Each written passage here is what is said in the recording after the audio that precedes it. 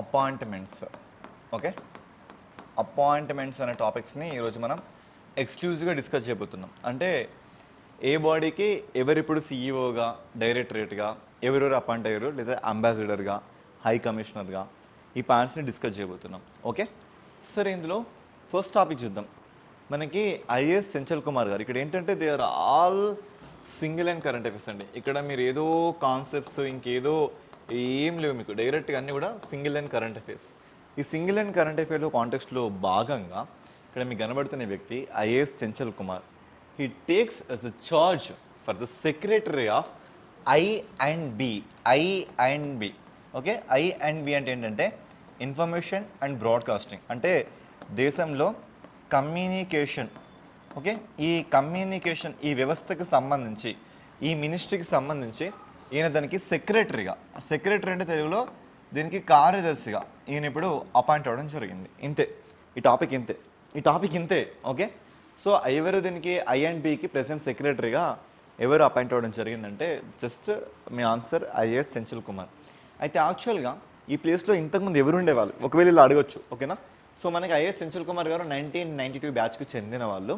అయితే ఈయన కంటే ముందు ఈ ప్లేస్లో ఎవరంటే సంజయ్ జాజు గారు ఉండేవాళ్ళు. ఓకేనా, తన పేరేంటి సంజయ్ జాజు. ఓకే, సో సంజయ్ జాజు ప్రెసిడెంట్ రీప్లేస్ అవ్వడం వల్ల ఈయన ఈ ప్లేస్కి రావడం జరిగింది. సంజయ్ జాజు ప్రెసిడెంట్ మనం చూసుకుంటే he became the secretary of ministry of development of north eastern region. ఈశాన్ రాష్ట్రాలకు వాటి అభివృద్ధి శాఖకు సంబంధించిన దానికైనా కార్యదర్శిగా వెళ్ళిపోతే ఆయన ప్లేస్ని భర్తీ చేసిన పర్సన్ ఎవరంటే ఐఏఎస్ చెంచల్ కుమార్ గారు. ఇంతకంటే ఇంక అవసరం లేదు. ఓకే, నెక్స్ట్ ఇక్కడ మనకి ఈయనండి.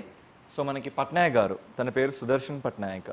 ఈ సుదర్శన్ పట్నాయక్ దేనికి ఫేమస్ అంటే ఈ శాండ్ ఆర్ట్స్కి ఫేమస్. శాండ్ అంటే ఇసుకతో చేస్తున్న ఈ కళలకి ఈయన చాలా ఫేమస్. తన పేరేంటి సుదర్శన్ పట్నాయక్. ఎప్పుడైనా మీరు గుర్తుంచుకోరి, ఇలా పట్నాయక్ అనే నేమ్తో వచ్చిందంటే none other that is Odisha state అని గుర్తుపెట్టుకోండి. మీకు రేపు పొద్దున గౌడ అని వస్తే కర్ణాటక.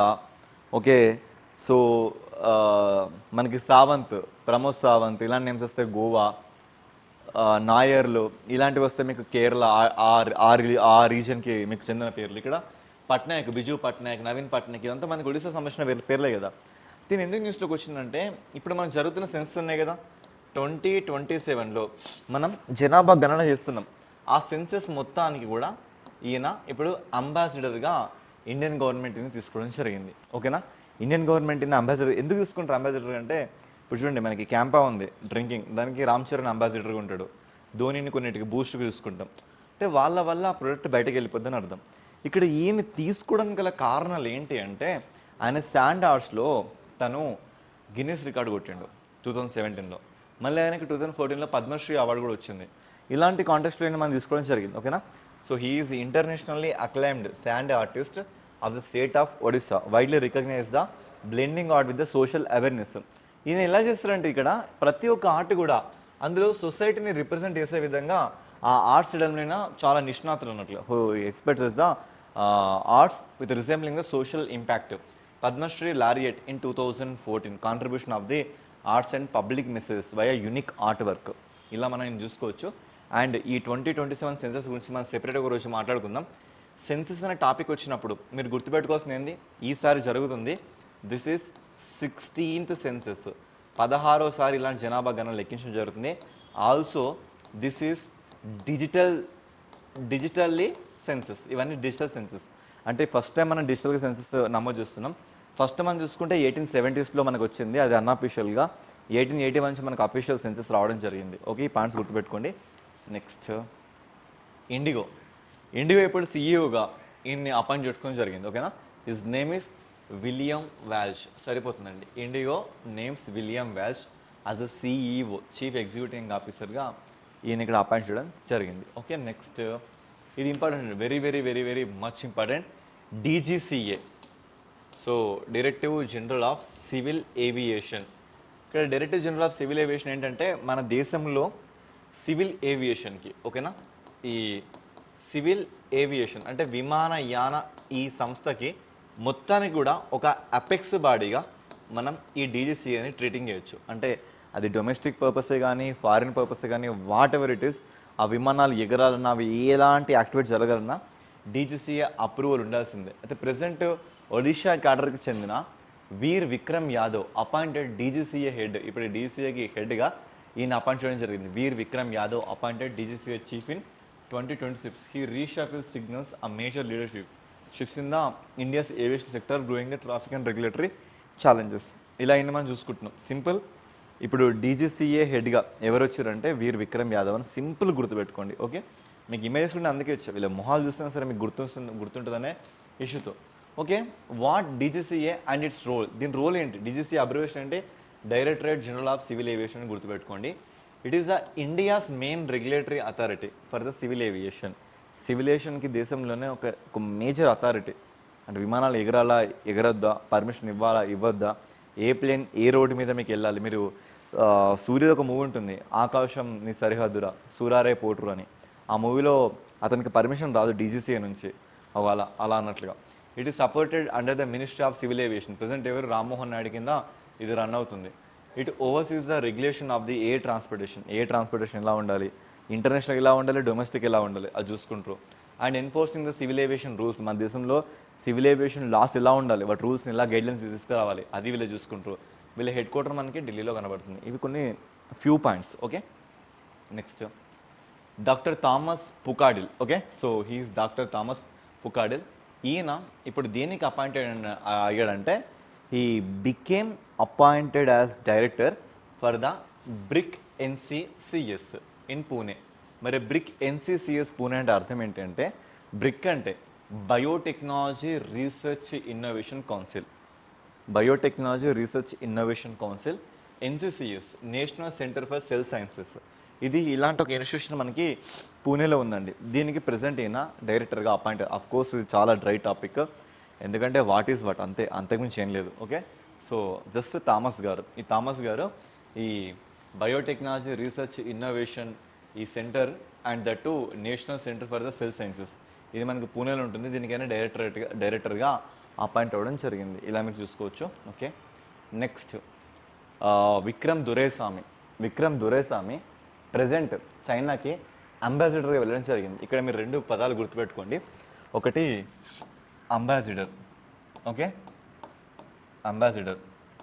ఇంకోటి వచ్చేసి హై కమిషన్. తెలుగులో అయితే దీన్ని మనం సో అంబాసిడర్, హై కమిషనర్, దీన్ని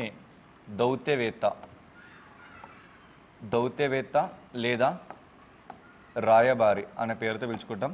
దీన్ని మాత్రం తెలుగులైన ఇంగ్లీష్ అయినా కూడా హై కమిషన్ అనే పేరుతోనే అడ్రస్ చేస్తాం.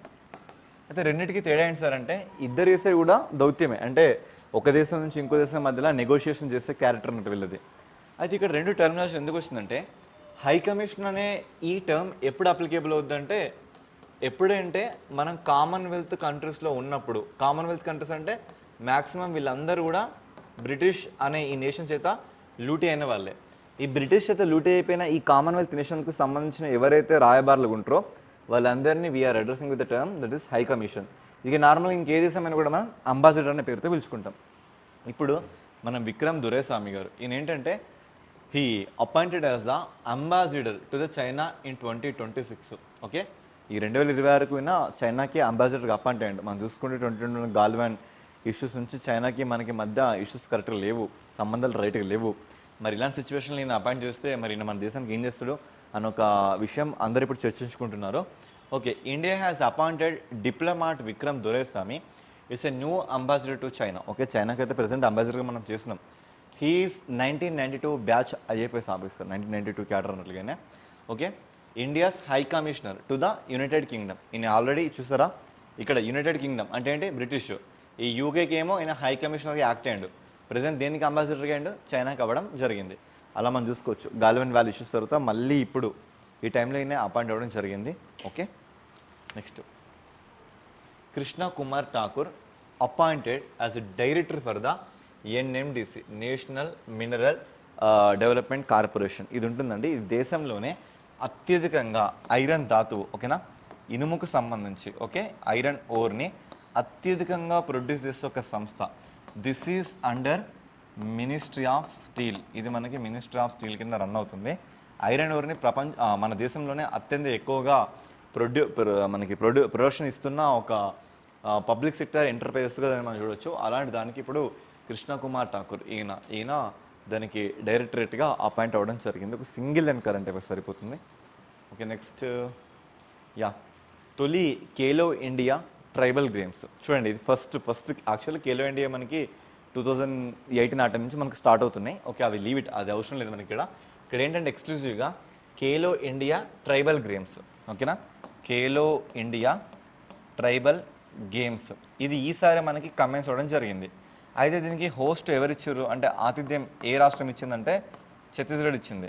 కానీ అనూహ్యంగా దీంట్లో ఫస్ట్ ప్లేస్ ఎవరు ఇచ్చారు అంటే మనకి కర్ణాటక రావడం జరిగింది. ఈ పాయింట్స్ గుర్తుపెట్టుకోండి.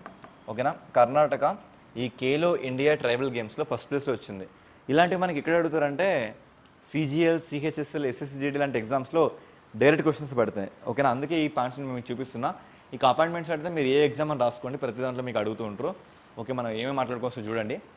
మనం ఫస్ట్ IAS చంచల్ కుమార్, ఈయన దీనికి ఇన్ఫర్మేషన్ అండ్ బ్రాడ్కాస్టింగ్కి అపాయింట్ అవ్వడం జరిగింది సెక్రటరేట్గా. తర్వాత శాండ్ ఆర్టిస్ట్ మనకి సుదర్శన్ పట్నాయక్ వచ్చేసి సెన్సెస్కి అంబాసిడర్గా అపాయింట్ అయ్యారు. ఇండిగో చూసుకుంటే విలియం వాల్ష్ గారు అపాయింట్ అయ్యారు. వీర్ విక్రమ్ యాదవ్ గారు DGCAకి అపాయింట్ అవ్వడం జరిగింది. నెక్స్ట్ థామస్ పుకాడియా, ఈయన చూసుకుంటే మనకి NCCSకి అపాయింట్ అవ్వడం జరిగింది. నెక్స్ట్ విక్రమ్ దురైస్వామి మనకి చైనాకి అంబాసిడర్గా వెళ్ళిపోవడం జరిగింది. కృష్ణ కుమార్ ఠాకూర్ వచ్చేసి ప్రెసిడెంట్ NMDCకి మనకి డైరెక్టర్గా అపాయింట్ అవ్వడం జరిగింది. ఇప్పుడు ఖేలో ఇండియా ట్రైబల్ గేమ్స్ ఇది మనకి హోస్టింగ్ ఎక్కడంటే ఛత్తీస్గఢ్లో హోస్టింగ్ ఇస్తే ఫస్ట్ ప్లేస్లో కర్ణాటక వచ్చింది. ఖేలో ఇండియా గిరిజన క్రీడలు 2026లో అత్యధిక పతాకాలతో కర్ణాటక అగ్రస్థానంలో వచ్చింది. ఒడిశా, జార్ఖండ్ సెకండ్, థర్డ్ ప్లేస్లో మనకి నిలబడ్డాయి. ఓకే, ఇది చూసుకొని సరిపోతుంది. Top performance, medal Tally, highlights. First పొజిషన్లో కర్ణాటక, సెకండ్ ఒడిశా, థర్డ్ మనకి జార్ఖండ్, ఛత్తీస్గఢ్ వచ్చేసి 9th పొజిషన్లో ఉండడం జరిగింది. కానీ ఇక్కడ థింగ్ ఏంటంటే వీటికి హోస్ట్ ఇచ్చింది ఛత్తీస్గఢ్, అంటే ఆతిథ్యం ఇచ్చిన ఆ నెలగా ఛత్తీస్గఢ్ మనం ట్రీటింగ్ చేయొచ్చు ఇక్కడ. ఓకే, నెక్స్ట్ ఇది కూడా మనకి ఇంపార్టెంట్ అండి. శీతల్ దేవి, ఈ పేరు తెలియని ఆస్పిరెంట్ లీడర్ నేను అనుకుంటున్నా.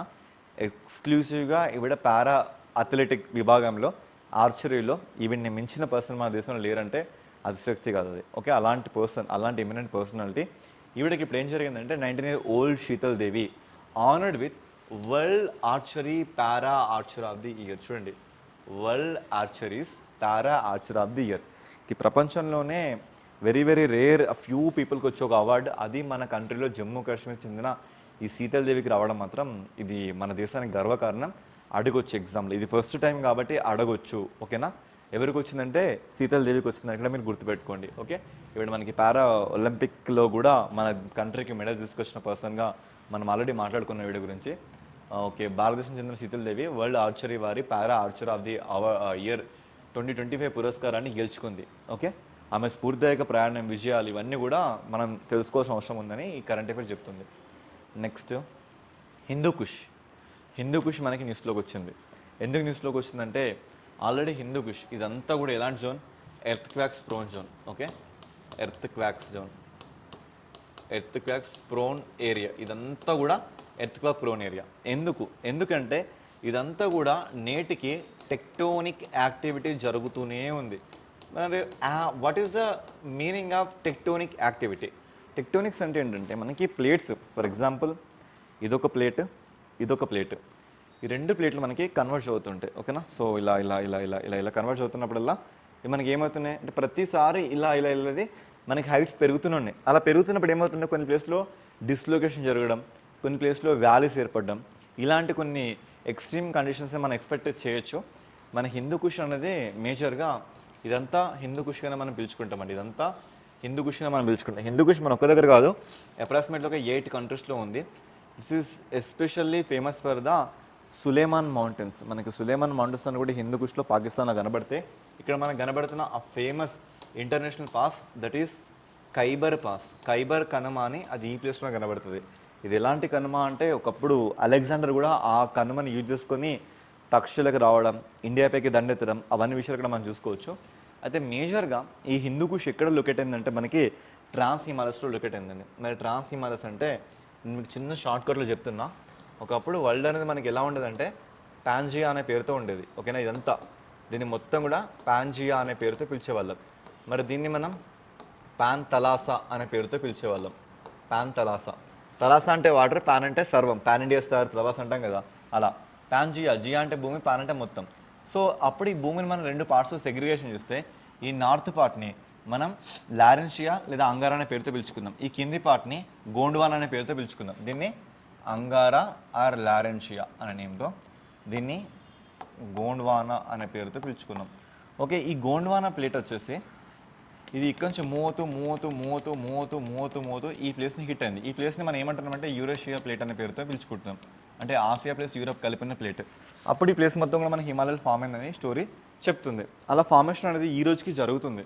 అలా జరుగుతున్నప్పుడు ఇక్కడ ఏర్పడిన ఒక సముద్రం పేరు మనం టెథిస్ సముద్రం అంటున్నాం. ఆ టెథిస్ సముద్రం అనేది నొక్కబడి పైకి లెగిసిపోవడం వల్ల మనకి ఏంటంటే ఆ ప్లేస్లో ఏర్పడిన వాటిని మనం టెథిస్ హిమాలయాలు లేదా ట్రాన్స్ హిమాలయాలు, అండ్ ఇవి టిబెట్ వరకు ఎక్స్పాండ్ అవుతాయి కాబట్టి వీటిని మనం టిబెటన్ హిమాలయాలు అనే పేరుతో పిలుచుకుంటాం. ఇదంతా మళ్ళీ మీకు జాగ్రఫీలో వస్తుంది. ఓకే, అలా వీటిని మనం ఇక్కడ అడ్రస్ చేస్తున్నాం. అవే అందులో ఎక్స్క్లూజివ్గా ఈ ట్రాన్స్ టెథిస్ హిమాలయస్లో భాగంగా మనం చూసుకుంటే ఇవి ఎక్కడి నుంచి మనకు స్టార్ట్ అవుతున్నాయంటే పామీర్ నాట్ అని ఒకటి ఉంటుందండి. పామీర్ నాట్.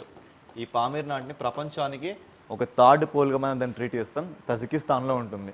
ఆ పామీర్ నాట్కి ప్రక్కనే, ఓకేనా, ఆ పామీర్ నాట్కి సౌత్లో డైరెక్షన్లో మనకి ఈ హిందూ కుష్ మౌంటైన్స్ ఉంటాయి. ఈ హిందూ కుష్ మౌంటైన్స్ ఇప్పుడు ఇక్కడ మనకి ఎత్తుగా వచ్చింది కాబట్టి మనం మాట్లాడుకుంటున్నాం. ఇవి ఎలాంటి మౌంటైన్స్ అంటే they are formidable. Approximately length is 800 kilometres. ఇవి 800 కిలోమీటర్ల లెంత్ ఉన్న ఒక సెంట్రల్ అండ్ సౌత్ ఏషియన్ పర్వతాలు. ఇవి మనకి ఎప్పుడు ఏర్పడినాయి అంటే గ్రేట్ ఆల్పైన్ హిమాలయన్ టైంలో, అంటే మనకు ఒక 60-50 మిలియన్ ఇయర్స్ కింద మనకి ఏర్పడ్డట్లుగా ఈ జాలజీ చెప్తుంది మనకి. మరి లొకేషన్ ఎక్కడుంది అంటే మనకి 8 దేశాల్లో ఆక్యుపై అయిపోయింది. అందులో ఆఫ్ఘనిస్తాన్, పాకిస్తాన్, ఇండియా. స్పెసిఫికల్ ఇండియాలో గట్టిగా చెప్పాలంటే లదాఖ్లో కనబడుతున్నాయి. లదాఖ్లో వీటిని మనం ఏమైనా అడ్రస్ ఇస్తున్నామంటే కారాకోరం అనే పేరుతో మనం చూసుకుంటున్నాం వీటిని. ఓకేనా, వీటిని మనం కారాకోరం అనే పేరుతో చూసుకుంటున్నాం. Next Tajikistan, Kyrgyzstan, Uzbekistan, China, ఇరాన్లో కూడా మనకి స్లైట్గా టచ్ అవుతూ ఉంటాయి. It's western parts transition into the lower hills of the Iran. అంటే ఇక్కడ మనం చూసుకుంటున్న వీటి వెస్టర్న్ పార్ట్స్. అంటే ఇప్పుడు మనం చూసుకుంటే ఈ వెస్ట్ పార్ట్ మనకి ఇరాన్లోకి చొచ్చుకొని వెళ్ళిందని ఈ డైరెక్షన్ నాకు చెప్తుంది. ఓకే, ఇది మన కంట్రోల్ చూసుకుంటే కారాకోరంగా పిలువబడుతుంది. మరి ఆరిజిన్ చూసుకుంటే టెక్టోనిక్ కొలిషన్స్ వల్ల ఇవి ఏర్పడినాయి. ఇక సీస్మిక్ వల్నరబిలిటీ మనకి చాలా హైగా ఉంటుందండి ఈ ప్లేస్లో. ఓకే, అలా దీన్ని చూసుకోవచ్చు. Next key characteristics. మరి ఇక్కడ కీ క్యారెక్టరిస్టిక్స్ ఏంటంటే ఇవన్నీ కూడా జనరల్గా చాలా హై ఆల్టిట్యూడ్లో చాలా అంటే చాలా ఎత్తు ప్లేస్లో మనకు కనబడితే ఆ ఎత్తులో ఎంతంటే మనకి పాకిస్తాన్లో హైయెస్ట్ పీక్ ఒకటి ఉంది. దాని హైట్ మనకి 7000+ మీటర్స్. దాని పేరే తిరిచ్ మీర్ అనే ఒక పీక్ మనకి పాకిస్తాన్లో కనబడుతుంది. అలాంటి ఎత్తైన పర్వతాలు. అండ్ రగ్గిడ్ టెరెన్స్ అంటే ఇప్పుడు మీరు చూస్తే మీకు అర్థమవుతుంది. రగ్గిడ్ టెరెన్స్ అంటే ఇక్కడ చూడండి, ఇక్కడ కనబడుతున్న ఏరియాని మనం పామీర్ నాట్ అంటున్నాం. ఇదంతా పామీర్ నాట్. ఇది చూడండి, రగ్గిడ్ టెరెన్స్ అంటే ఎక్కడైనా మీకు ఇవి నివాసయోగ్యంగా ఉన్నాయా, ఇన్హాబిటెడ్ ల్యాండ్స్ ఉన్నాయా, ఏదైనా అసలు ఏ ఒక్కటైనా కూడా మీకు అది ఇన్హాబిటెడ్ ల్యాండ్ ఉన్నాయా, వీటిని మనం రగ్గిడ్ టెరెన్స్ అనే పేరుతోని జాగ్రఫీలో పిలుచుకోవడం జరుగుతుందండి. ఇవన్నీ కూడా రగ్గిడ్ టెరెన్స్. ఓకే, ఇలా మనం చూసుకోవచ్చు.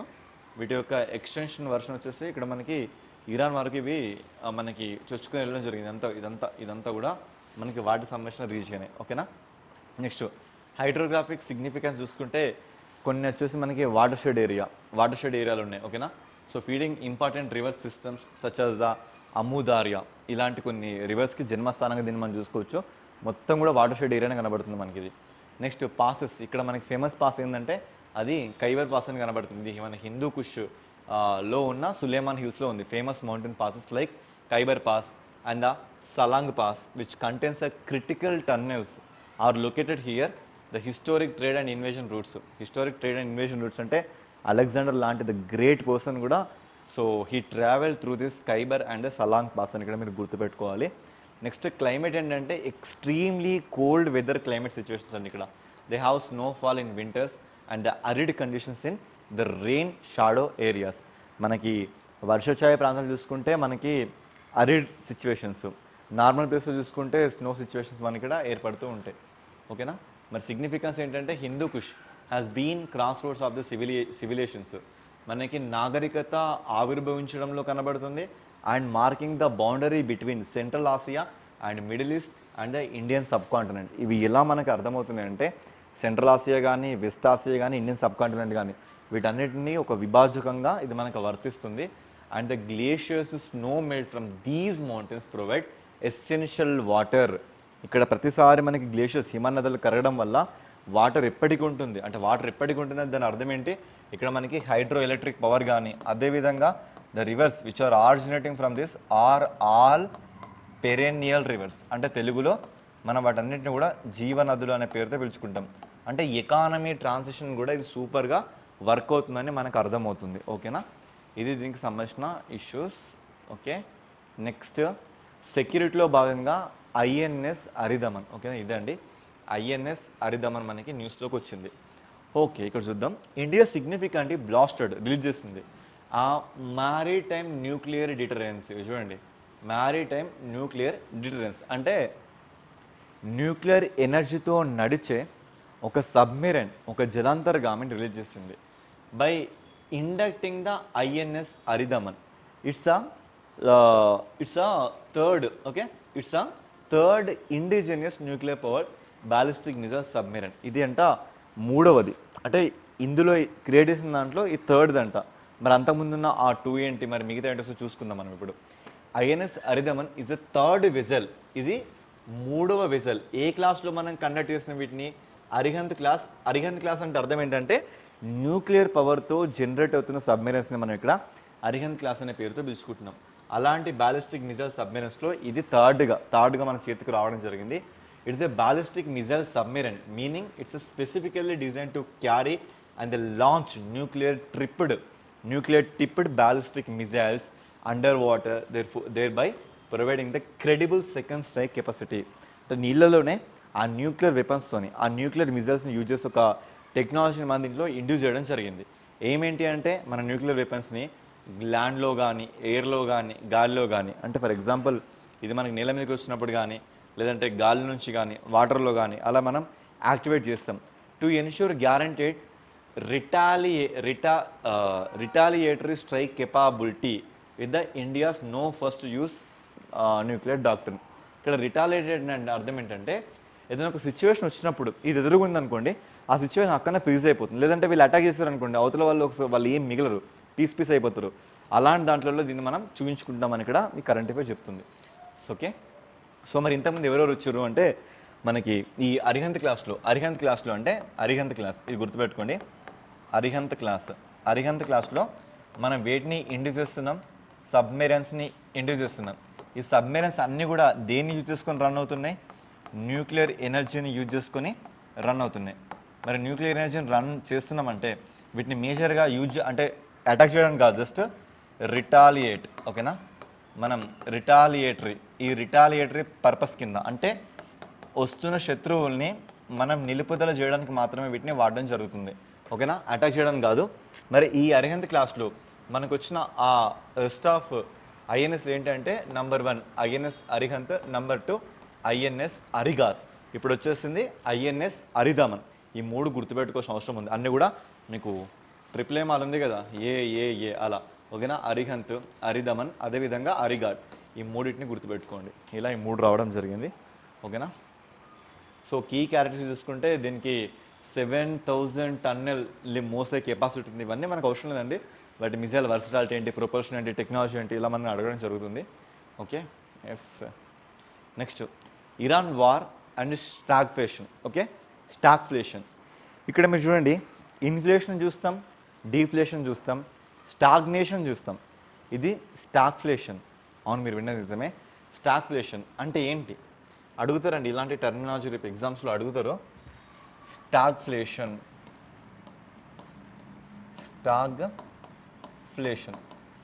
మరి ఫస్ట్ మనం చూసుకుంటే ఇన్ఫ్లేషన్కి అర్థం చూసుకుందాం. ఇన్ఫ్లేషన్ అంటే ఏంటంటే తెలుగులో ద్రవ్యోల్బణం. మరి ద్రవ్యోల్బణం అంటే 2010లో ఒక చాక్లెట్ 5 రూపాయలకి వచ్చేదండి. మరి ఇప్పుడు అదే చాక్లెట్ 10 రూపాయలకి వస్తుంది. ఓకేనా, అంటే ఇక్కడ ఏంటంటే క్వాంటిటీలో మార్పు లేదు, అసలు క్వాంటిటీలో మార్పే లేదు, కానీ వాటి ప్రైస్లో మార్పు వచ్చింది. దీన్ని మనం ఇన్ఫ్లేషన్ అంటే వస్తువుల ధరలు పెరగడాన్ని ఇన్ఫ్లేషన్ అంటాం. ఓకే, మరి ఇక్కడ స్టాగ్ఫ్లేషన్ అంటే ఏంటంటే ఇది జనరల్గా ఏదైనా వార్ సిచ్యువేషన్లో మనకు కనబడుతున్న ఒక ఫెనామిన్గా చూసుకోవచ్చు. ఇది ఎలా జరుగుతుందంటే ఒక కంట్రీలో ఒక దేశంలో ఆ దేశం మనకి ఎలా యాక్టివ్ అవుతుందంటే లో గ్రోత్ రేట్ని పర్ఫామ్ చేస్తుందండి. ఆ కంట్రీ చాలా లో గ్రోత్ రేట్ని పర్ఫామ్ చేయడంతో పాటు అలాంగ్ విత్ ఇన్ఫ్లేషన్ హై అవుతుంది ఆ దేశంలో. ఓకేనా, ఆ దేశంలో ఇన్ఫ్లేషన్ రాకెట్లా పెరిగిపోతుంది. ఆ రాకెట్లా పెరిగిపోవడంతో పాటు జనరల్గా ధరలు పెరిగినప్పుడు కూడా ప్రజలకు కొనే కెపాసిటీ ఉంటుంది. ఇక్కడ ప్రజలకు కొనే కెపాసిటీ కాదు, అసలు మొత్తం కెపాసిటీ పోతుంది, ఇన్ఫ్లేషన్ విపరీతంగా పెరిగిపోతుంది. దాంతోపాటు ఆ కంట్రీ యొక్క ఎకానమీ గ్రోత్ రేట్ మొత్తంగా కుచించుకుపోతుంది, మొత్తంగా లోగా మారిపోతుంది. మరి ఇలాంటి సిచ్యువేషన్స్ ఇప్పుడు ఏర్పడ్డాయి అంటే ఎప్పుడు ఏర్పడ్డాయి అంటే ఆయిల్ క్రైసిస్ టైంలో మనకి ఏర్పడ్డాయి. ఓకేనా, ఆయిల్ క్రైసిస్ టైంలో మనకి ఏర్పడ్డాయి. ఈ ఆయిల్ క్రైసిస్ ఎప్పుడంటే మనకి 1970s ఆ టైంలో వచ్చింది. వీటిని మనం కంబ్యాట్ చేయడానికి అప్పట్లో వీళ్ళు G7 నేషన్స్ని ఎస్టాబ్లిష్ చేసుకోవడం జరిగింది. ప్రపంచంలో కొన్ని అడ్వాన్స్డ్ ఎకానమీ కంట్రీస్ G7 అనే ఒక కూటమిని ఏర్పరచుకున్నారు దాన్ని రిటాలియేటరీ చేయడానికి. ఓకే, ఇప్పుడు మళ్ళీ ఇలాంటి సిచ్యువేషన్ మనకు కనబడుతుంది, అదే ఇక్కడ మాట్లాడుతున్నాం. 1970s 1980s western countries faced stagflation. ఆ టైంలో పశ్చిమ ఈ దేశాలన్నీ కూడా ఇలాంటి స్టాగ్ఫ్లేషన్ని ఎక్స్పీరియన్స్ అయింది. మీనింగ్ లో negative economic growth rate with high inflation, విపరీతమైన ద్రవ్యోల్బణంతో పాటు అత్యంత నీచమైన ఆర్థిక వ్యవస్థ అక్కడ కనబడుద్ది. ఓకేనా, for example US UK had negative or the very low GDP growth rate in 1974 with the highest inflation. ఇలా మనకు కనబడింది ఆ టైంలో. Similar pattern was seen again in 1979 1982, మళ్ళీ ఆ టైంలో కనబడింది. ఓకే, తర్వాత స్టాగ్ఫ్లేషన్ విత్ ఆయిల్ షాక్స్, మరి ఈ చమురు ఉత్పాదిత వ్యవస్థల వల్ల మళ్ళీ ఇలాంటి సిచ్యువేషన్ మనం చూస్తున్నాం. ఓకేనా, ఫస్ట్ అయితే 1973లో మనం చూసినాం, ఎందుకు యామ్ కిపూర్ వార్ వల్ల, అది అరబ్ కంట్రీస్ మధ్య జరిగిన ఒక వార్. మరి సెకండ్ 1979 చూసినాం, ఇది కూడా Iranian revolution, Iran Iraq conflicts వల్ల మనం అబ్జర్వ్ చేస్తున్నాం. అయితే లేటర్ ఆయిల్ షాక్స్ మనకి ఎప్పుడెప్పుడు తగిలిన ఇలాంటి షాక్స్ 2008లో తగిలింది. అంటే 2008లో మనకి ఆర్థిక మాంద్యం వచ్చింది 2009లో ఆ టైంలో. మళ్ళీ 2022లో తగిలింది కరోనా దెబ్బకి. ఆ తర్వాత మళ్ళీ హౌతీలు, హమాస్లు, హెజ్బుల్లాలు వాటి మిలిటెంట్ వార్లు. మళ్ళీ ఇప్పుడు ఇలాంటి సిచ్యువేషన్ ఏర్పడింది. ఓకేనా, 2022 led to inflation but not a major recession. మనకి 2022లో చిన్న జరిగింది, కానీ ఇప్పుడు మనం చూస్తున్నది ఈ సిచ్యువేషన్కి అయితే రాలేదు. ఓకే, ఇలాంటి సిచ్యువేషన్స్ ఇక్కడ మనం ఎక్స్పీరియన్స్ అవుతున్నాం. ఎందుకు సార్? ఒక ఆయిల్ ఎఫెక్ట్ అవుతే మిగతా ఏం జరుగుతుందంటే, ఆయిల్ మేజర్గా దేనికి వాడుతున్నాం మనం? ట్రాన్స్పోర్టేషన్కి వాడుతున్నాం. మరి ట్రాన్స్పోర్టేషన్కి వాడినప్పుడు ఫర్ ఎగ్జాంపుల్ ఈరోజు మీకు ఒక పాల ప్యాకెట్ 12 రూపాయలు దొరుకుతుందండి. మరి పాల ప్యాకెట్ని సప్లై చేసే ఆ వ్యవస్థ లేనప్పుడు ఈ 12 రూపాయలది కాస్త నీకు 30, మరి పాలు కావాలనుకుంటే 50, 100 రూపీస్గానే వెళ్తుంది. అంటే ఇప్పుడు మనం చూడండి, ఈ స్టాగ్ఫ్లేషన్ని మనం కూడా ఎక్స్పీరియన్స్ అవుతున్నాం. ఎలా ఉంది తెలుసా? మీరు ఏ షాప్కైనా వెళ్ళండి, టిఫిన్ రేట్ల మీద 5 రూపాయలు పెరిగినాయని, టీ రేట్ల మీద 2 రూపాయలు పెరిగినాయని. సో మనం ఆల్రెడీ ఆ స్టాగ్ఫ్లేషన్లోనే బ్రతుకుతున్నాం, కానీ స్టాగ్ఫ్లేషన్ మనకు తెలియదు అంతే. ఓకే, సో ఇప్పుడు చూడండి, టీ ఆ 10 పక్కన ఎక్స్ట్రా 2 రూపాయలు గ్యాస్ ఇష్యూస్ వల్ల మేము పెంచినాం అని రాస్తుర్రు. అంటే దాంతోపాటుగా మనకి ఏం లో ఎకానమీ గ్రోత్ రేట్ అయితే కనబడట్లేదు, బట్ ఆ లో ఎకానమీ గ్రోత్ రేట్ కనబడడంతో పాటు ఈ హై ఇన్ఫ్లేషన్ రేట్ పెరిగితే మనం దాన్ని ఆ పేరుతో పిలుచుకుంటాం. Understanding the stagflation causes mechanism. So ఇదేంటంటే the worst of the both worlds. ప్రపంచం మొత్తం కూడా ఒక అధ్వానమైన సిచ్యువేషన్కి తీసుకెళ్తుంది, ఒక స్లగ్గిష్ ఎకానమీ, ఒక నెమ్మదించిన ఎకానమీని సూచిస్తుందని మనం మాట్లాడుకుంటున్నాం. ఓకేనా, నెక్స్ట్ మీజిల్స్ అండి. మీజిల్స్ ఇది ఒక డిసీజ్తో న్యూస్లో వచ్చింది. చూడండి, ఇప్పటికీ మనం ఎన్ని డిసీజ్లు మాట్లాడినామంటే, ఒకటి నిఫా వైరస్ మాట్లాడినాం, ఓకేనా, హెచ్పివి వైరస్ మాట్లాడినాం, ఓకేనా, మమ్స్ మాట్లాడినాం, ఓకేనా. సో దీంతోపాటు నేను లెప్రసీ కుష్టి వ్యాధి గురించి మాట్లాడినా, ఓకేనా, టీబీ గురించి మాట్లాడినా, ఓకేనా. అంటే గత కరెంట్ అఫైర్స్లో ఇన్ని వ్యాధుల గురించి నేను డిస్కస్ చేసిన, అండ్ దాంతోపాటు వైటమిన్స్ ఇష్యూస్ గురించి కూడా నేను మాట్లాడినా. అంటే ఇక్కడ మీకు విషయం అర్థమైంది, అది ఎగ్జామ్ ఏదైనా కూడా మీకు బయాలజీ అనే ఈ సబ్జెక్ట్ నుంచి ఒక క్వశ్చన్ 100%గా గ్యారంటీగా రేపు పొద్దున్న ఎగ్జామ్లో వస్తుంది. మరి నిఫా వైరస్ అది ఎట్లా వచ్చింది? అది జూనోటిక్ డిసీజ్ కదా, అది మనకి ఫ్రూట్ బ్యాట్స్ పండ్లను తిన్న గబ్బిలాలని మనం, అంటే గబ్బిలాలు పండ్లు తింటే ఆ పండ్ల మనం తింటే అలా వస్తుంది, అదొకటి. హెచ్పివి వైరస్ ఇది ఆడపిల్లల్లో సర్వికల్ క్యాన్సర్ రాకుండా ఆ వ్యాక్సిన్ ఇస్తుర్రు, అది మాట్లాడినా. మరి మమ్స్ గురించి మాట్లాడినా, మమ్స్ అండ్ హెచ్ఐవి ఈ రెండింటిని కూడా ఎలిమినేట్ చేసిన ఒక దేశంగా డెన్మార్క్ ఆవిర్భవించిందని WHO మాట్లాడింది. మరి లెప్రసీ గురించి రాజ్యసభలో డిస్కస్ చేసినాం. మరి లెప్రసీ ఒక సెంట్రల్ సెక్టర్ స్కీమ్గా మన కళ్ళ ముందుకు వచ్చింది. లెప్రసీని మనం ఎలిమినేట్ చేయాలని కొన్ని ఇయర్స్ మాట్లాడుకున్నాం. టీబీని ఎలిమినేట్ చేయాలని 2025 డిస్కస్ చేసుకున్నాం. అదేవిధంగా విటమిన్స్ గురించి వచ్చినప్పుడల్లా ఏ విటమిన్ ఏం పని చేస్తుంది అది ఏంటి, ఇవన్నీ మనం ప్రతిసారి మాట్లాడుతున్నాం. ఈరోజు మనకి మీజిల్స్ వచ్చింది. మీజిల్స్ అంటే ఏంటంటే దీన్ని కూడా మనకి ఫీవరు, నాజియా ఇట్లాంటి డిజీనెస్ వస్తాయి. దాంతోపాటు స్కిన్ మొత్తం కూడా ర్యాషెస్ వస్తుంది. మీకు అదేదో స్మాల్ పాక్స్, చికెన్ పాక్స్ అమ్మవారు వచ్చింది అన్నట్లుగా మీకు అలా వస్తుంది. చూద్దాం ఇప్పుడు ఏమైందంటే Bangladesh emergency vaccination campaign. Bangladesh ఏం చేస్తుందంటే అక్కడ దాదాపుగా కొన్ని 10 లక్షల మంది పిల్లలు అనుకుంటా, ఓకే 10 లక్షల కంటే ఎక్కువ మంది పిల్లలకి అర్జెంటుగా ఎమర్జెన్సీ వ్యాక్సినేషన్స్ ఇస్తారు. ఏ పర్పస్ మీద ఇస్తారు? మీజిల్స్ పర్పస్ మీద ఇస్తారు. మరి మీజిల్స్ ఇలాంటి వ్యాధి రాకుండా అక్కడ చిన్నపిల్లలకి విపరీతంగా ఇస్తారు. ఎందుకంటే ఆ కంట్రీలో ఇప్పుడు మీజిల్స్ అనేది చాలా విపరీతంగా స్ప్రెడ్ అవుతుంది. మరి స్ప్రెడ్ అవ్వడం అంటే అసలు దీన్ని స్ప్రెడ్ అవ్వడానికి ఆ విక్టర్ ఎవరు? మరి ఇది ఎలా మనకి ఒకరి నుంచి ఒకరికి స్ప్రెడ్ అవుతుందంటే it's completely air born disease. చూడండి, ఇది గాలి ద్వారా సోకే ఒక వైరల్ డిసీజ్. ఇది వైరస్కి సంబంధించిన ఒక రోగంగా మనం దీన్ని చూసుకోవచ్చు. Highly contagious. సో చాలా ఎక్కువగా ఇది స్ప్రెడ్ అవుతుంది. కాస్ ఏంటంటే వైరస్, ఆ వైరస్ నేమ్ వాళ్ళ ఫ్యామిలీ ఏంటంటే పారామిక్సో వైరస్. ఓకేనా, పారామిక్సో వైరస్ కుటుంబానికి చెందింది. ట్రాన్స్మిషన్ ఆఫ్ ది మీజిల్స్ ఎలా ట్రాన్స్మిషన్ అవుతుంది? It spreads by the contact. మీరు జస్ట్ షేక్ హ్యాండ్ ఇచ్చిన, స్కిన్ మీరు రాసుకున్న with infected the nasal and throat secretion, coughing or sneezing అని ఇట్లా మీరు దగ్గిన, లేదా next breathing the air that was breathed by someone. ఇప్పుడు ఒక వ్యక్తి ఇలా విసి వదిలేసిండు, అది పక్క ఎయిర్ని మీరు పీల్చుకున్నా కూడా ఇలా మీకు హైలీ, అందుకే దాన్ని ఏమన్నాం హైలీ కంటాజియస్. వాడు పీల్చిన గాలిని మీకు పీల్చిన కూడా అది మీకు సోకుతుందని అర్థం చేసుకోండి. The virus remains active and the contagious in the air on infected surface for up to 2 hours. ఒకవేళ ఒక వ్యక్తి ఈ ప్లేస్ మొత్తం మీద అంటే ఎవరైతే మీల్చున్న ఆ వ్యక్తి ఇక్కడ గాలి పీల్చి వదిలేస్తే ఈ గాలిలో ఆ వైరస్ 2 గంటల దాకా అది బ్రతుకుంటుంది. ఆ 2 గంటల లోపల ఇక్కడికి వచ్చి ఆ గాలిని పీల్చుకుని కూడా అది నీకు అటాక్ అవుతుంది. ఓకేనా, the virus infects the respiratory tract. First of all మీ ఈ రెస్పిరేటరీ సిస్టమ్ కానీ, then spreads throughout the body, మొత్తం బాడీ సోకడం కానీ, causing the severe disease, complications and even death, ఇంకా మరణం దాకా మీకు వెళ్తుంది. ఓకేనా, మరి సిమ్టమ్స్ ఎలా ఉంటాయి? ఫస్ట్ స్టార్టింగ్లో అయితే మీకు విపరీతమైన ఫీవర్ వస్తుంది, హై ఫీవర్, ఏదైనా మీకు ఫీవర్తో స్టార్ట్ అవుతుంది. Okay, and the beginning about the 10 to 14 days. After exposure the virus lasting 5 to 7 days. ఇప్పుడు మీకు ఏంటంటే ఒక 10 to 14 days వచ్చేసి మీకు ఫుల్ జ్వరం ఉంటుందండి, మీకు చాలా జ్వరం ఉంటుంది. ఆ జ్వరం తర్వాత మరొక 7 days ఇక మీ పని అయిపోద్ది.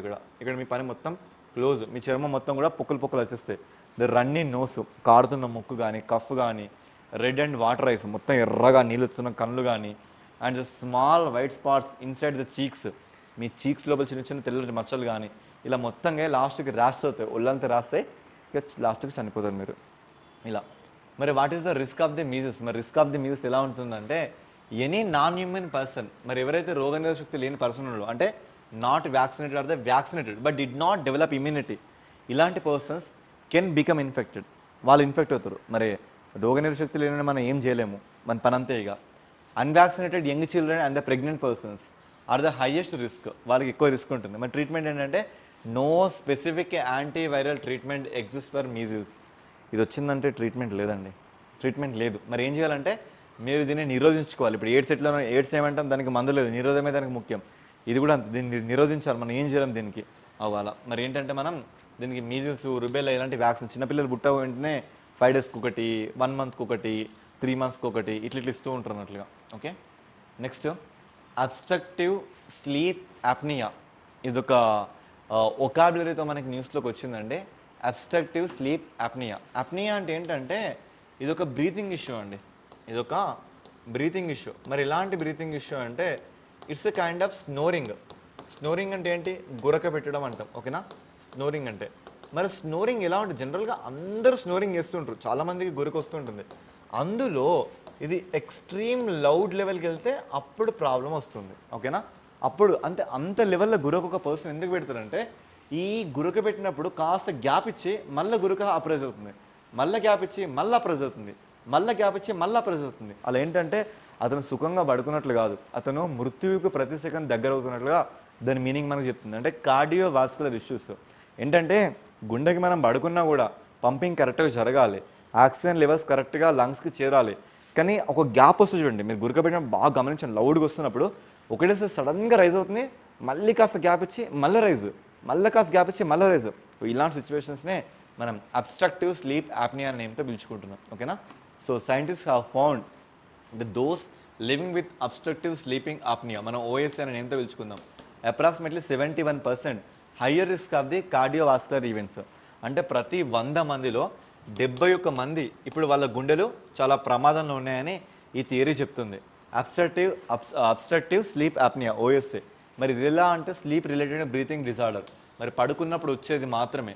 నార్మల్ టైంలో ఆ పర్సన్ మీకు 6 ప్యాక్ యంగ్ బాడీతో ఉన్నా కూడా ఇక్కడ మీరు దీన్ని తీసుకోవాల్సిన అవసరం లేదు. OSA repeatedly stop and start breathing while the sleep.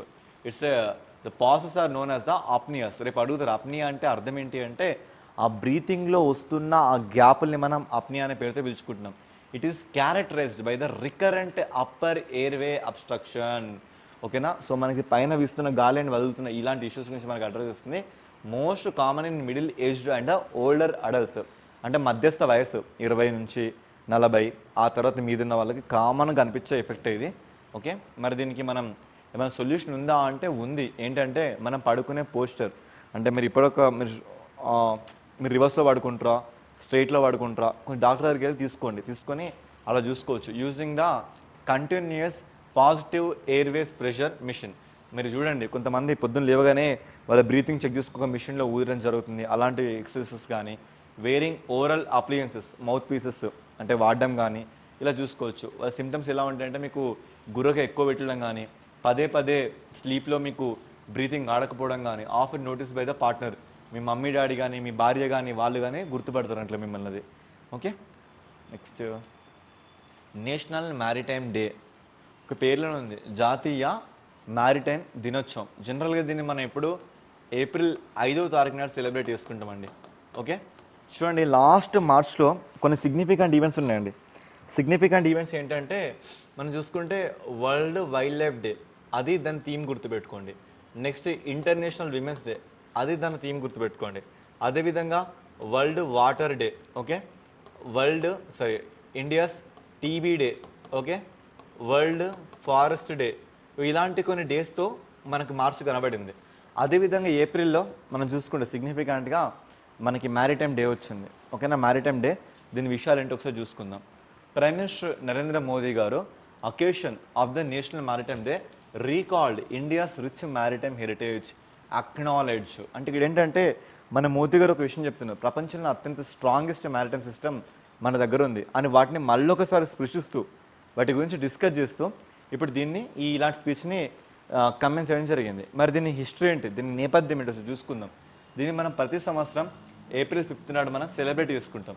ఎందుకు సార్ ఆ రోజు నాడు మనం సెలబ్రేట్ చేసుకుంటున్నామంటే, మనకి 1919 ఏప్రిల్ 5 నాడు మన కంట్రీ నుంచి ఒక షిప్ అండి, ఓకేనా, మన కంట్రీ నుంచి ఒక ship maiden voyage of SS Loyalty. ఈ షిప్ ఈ ముంబై నుంచి లండన్కి మనకి ట్రావెల్ చేయడం జరిగింది. దాన్ని మనం కమ్మెమరేట్గా చేసుకొని ఇప్పుడు దీన్ని సెలబ్రేట్ చేసుకుంటున్నాం. ఈసారి థీమ్ ఏంటంటే maritime India empowering progress. Simple గుర్తుపెట్టుకోండి, ఎంపవరింగ్ ప్రోగ్రెస్ అని గుర్తుపెట్టుకోండి, ఎంపవరింగ్ ప్రోగ్రెస్. ఓకేనా? 2026 AIIMS the fostering the self reliant.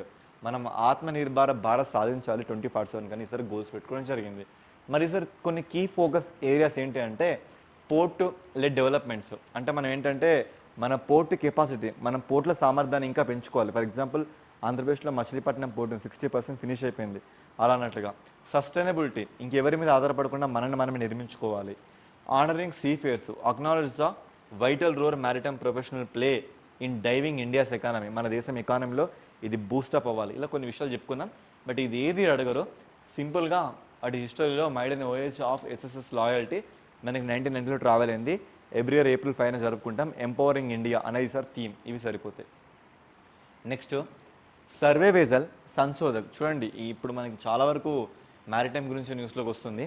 ఇక్కడ సంశోధక్ సెక్యూరిటీ కాంటెక్స్ట్లో వచ్చింది. సంశోధక్ ఏంటంటే this is done by Indian navy, officially received Sanshodhak or yard 3028. It's the 4th and final ship of the survey vessel. ఇక్కడ గుర్తుపెట్టుకోండి, survey vessel. మరి survey vessel అంటే ఏంటంటే నిఘా పెట్టే ఒక వెజల్. ఈ వెజల్స్లో మొత్తం కూడా మనం ఫోర్ వెజల్స్ని ఇప్పటికి లాంచ్ చేసినాం. ఈ 4 వెజల్స్లో ఇది మనకి లాస్ట్ వెజల్ అండి. ఈ లాస్ట్ వెజల్ పేరేంటి? సంశోధక్. సంశోధక్ అంటే అర్థం ఏంటి? రీసెర్చ్ చేసేదాన్ని మనం సంశోధక్ అనే పేరుతో పిలుచుకుంటాం. మరి అలాంటి సంశోధక్ మనకి ఏర్పడి మన కళ్ళ ముందుకు రావడం జరిగింది. ఇక్కడ సంశోధక్ని అన్వీల్ చేయడం జరుగుతుంది. ఓకేనా? ద ఇండియన్ నేవీ వాళ్ళు ఇప్పుడు ఈ సంశోధక్ని అన్వీల్ చేయడం జరిగింది. ఓకే, మరి Sanshodhak is the final vessel. ఏ కాంటెక్స్ట్లో? సర్వే వెజల్ కాంటెక్స్ట్లో. అంటే ఈ సర్వే, ఈ నిఘా గస్తీ పెట్టడంలో మనకి 4 షిప్లు మనం ఇప్పటికి ఇనాగ్రేట్ చేస్తే అందులో ఇది 4వ షిప్. అంటే ఇప్పటికే మనకు 3 షిప్లు అయిపోయినాయి. ఆ 3 షిప్లు ఏంటంటే first number 1 Sandhayak ship, number 2 Nirdeshak vessel, number 3 Ikshak. ఈ పేరు చాలా ఇంపార్టెంట్ అండి. ఒకటి వచ్చేసి మీకు Sandhayak, INS Sandhayak, next INS Nirdeshak, okay, next INS Ikshak, ఇప్పుడు ఐఎన్ఎస్ సంశోధక్, ఇలా 4 షిప్లు. ఇది 1, ఇది 2, ఇది 3, ఇది 4. ఇంతకుముందు మనం మాట్లాడుకున్నట్లుగా న్యూక్లియర్ సబ్మెరైన్స్ అరిగాత్, అరిదమన్, అరిహంత్, అలా మనం మాట్లాడుకున్నట్లుగా సంధ్యకు, నిర్దేశక్, ఇక్షాకు, సంశోధక్ ఇలా మనకి న్యూస్లోకి వచ్చినాయి. ఈ కాంటెస్ట్లో అవి రిమైనింగ్ కూడా మనకి 2018 ఆ టైంలో మనం డీల్ సెట్ చేసుకోవడం జరిగింది. మరి ఎవరు దీన్ని డిజైన్ చేస్తారంటే గార్డెన్ రీచ్ షిప్ బిల్డర్ వాళ్ళు దీన్ని డిజైన్ చేస్తారు. డిజైనింగ్ ఇంపార్టెంట్ కాదు. ఈ డిజైనింగ్లో 80% డిజైనింగ్ వచ్చేసి ఇండిజినియస్గా బిల్డ్ అయినాయి. అంటే స్వదేశీయంగా వాటిని సృష్టించడం జరిగింది. స్వదేశీయంగా అంటే మన దేశంలోనే చాలా వరకు ఎంఎస్ఎంఈ కంపెనీస్ ఉంటాయి కదా, మైక్రో స్మాల్ మీడియం ఎంటర్ప్రైజ్. వాళ్ళకి మనం వీటికి సంబంధించిన ఏమంటాం కాంట్రాక్ట్లు ఇవ్వడం జరిగింది. అంటే ఒకళ్ళు ఫ్యాన్లు తయారు చేస్తారు, ఒకళ్ళు మిర్రర్స్ తయారు చేస్తారు, ఒకరు ఇంజన్ తయారు చేస్తారు, ఒకరు చైన్లు తయారు చేస్తారు. ఇట్లా ఒక్కొక్కరికి ఒక్కొక్క రకంగా 80% మన దేశంలో ఇంప్లిమెంట్ మనం కల్పించినామని ఇది చెప్తుంది. ఓకేనా? ఏమేంటంటే సర్వే వెజల్ లార్జ్ ప్రాజెక్ట్లో భాగంగా మనం వీటిని తీసుకొచ్చినాం. వీటి వల్ల మన మ్యారిటైమ్ కెపాసిటీ, మన ఆత్మనిర్భరత, మన మన స్ట్రెంథనింగ్ ఇవన్నీ పెరుగుతాయని ఇక్కడ ఇది చెప్తుంది ఈ కరెంట్ అఫేర్. మరి దీని కీ ఫీచర్ చూసుకున్న దాని డైమెన్షన్ చూడండి.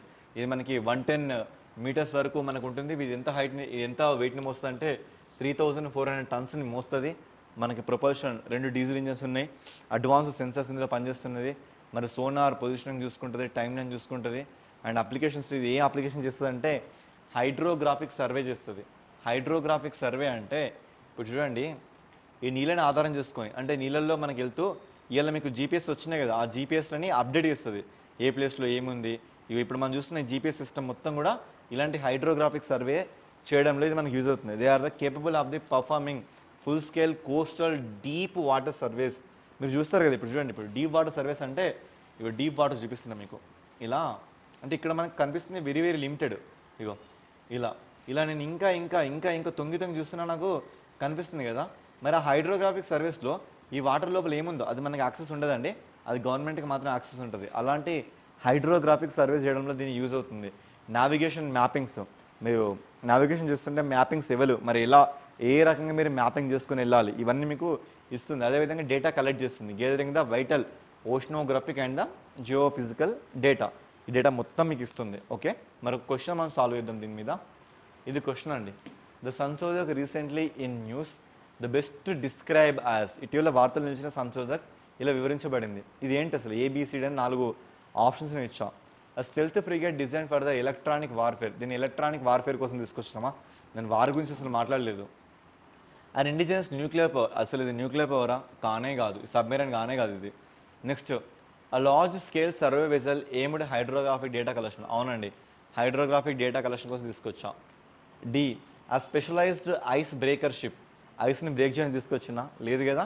అలా అన్నట్లుగా క్వశ్చన్స్ కన్ఫ్యూజ్ చేస్తారు, మీరు కన్ఫ్యూజ్ అవ్వద్దు.